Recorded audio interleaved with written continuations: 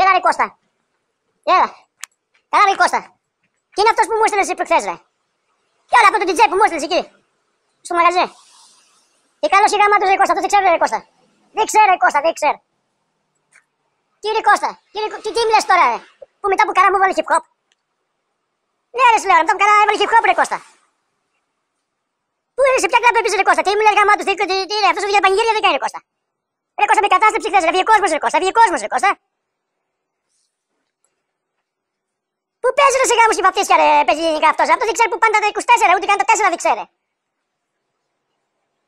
Άσε ρε Κώστα τώρα. Τι να πληρώσω ρε Κώστα ρε, τον έστειλα έτσι που σέρδε, τι να πληρώσω που μου βγήκε μισό Τζαντάνιος κιόλας, δεν έπαιξε και μουσική, μας έπληκε του ίσκ κιόλας. Πας καλά ρε Κώστα τώρα, τι μου έκανες, με κατέστρεψες ρε Κώστα, με κατέστρεψες λέω. Να μου στείλεις άλλο άλλο Κώστα, δεν θα μου στείλεις κανένα, άστο ρε Κώστα, άστο, θα παίζω εγώ μουσική, άστο να πας στη διάτα, άστο, θα μου στείλεις, να μην κάνεις τα ίδια πάλι, θα μου στείλεις.